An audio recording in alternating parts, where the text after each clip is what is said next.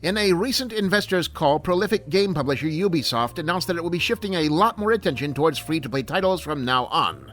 By way of explanation, Ubisoft pointed out that this was where the money was, and also up yours, video gamers. Did they actually say that? Well, not in those exact words, but this was an investors' call, so you kind of have to decode the phrasing of various sophisticated financial terms. I see. What they actually said was releasing 3 to 4 big-budget games per year was no longer a proper indication of our value creation dynamics.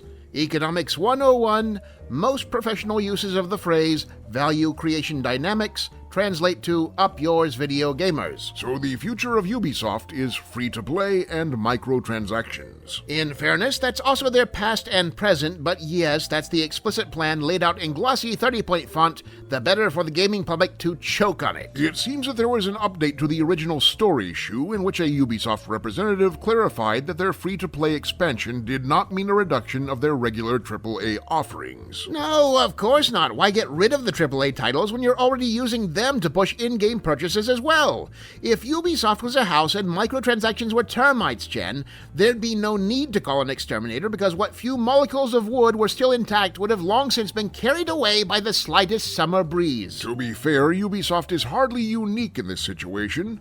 It's hard to think of any publishers who haven't expanded their reach into the free-to-play arena recently. So what? Does the inevitability of death raise your opinion of it, brother? Nobody gets a pass for that. Of course the industry's trending towards free-to-play, and do you know why? I'm going to go out on a limb and guess because money. Because most of the industry's major financiers are under the impression that they've invested in a toy company.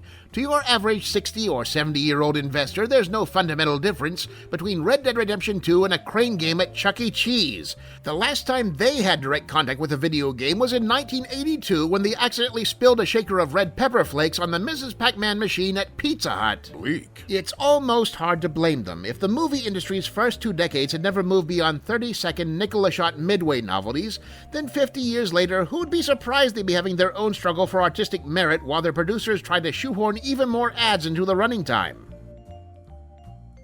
I mean, more than now, probably. It's bad for the whole industry. Nobody hires on as a developer because they had dreams of squeezing another $1.99 out of a grandma in South Dakota. Nobody's creative vision is fulfilled by increasing the grind for purple gems that let you purchase virtual beer caps that are better than the ones purchasable by blue gems. If we allow this trend to continue, we risk losing our artists, our craftsmen, our visionaries to other, less creatively bankrupt fields. Does that mean from here out we'll be easing up on pushing microtransactions in our own games? Well, no, Chen. That cash directly supports visionaries. Different thing entirely. Still here, searching for more of our antics? Why, this is the internet, video gamers. Just subscribe and let us come to you. Also be sure to hit the notifications button, because otherwise YouTube doesn't believe you really mean it. Trust issues, brother. They've been hurt before.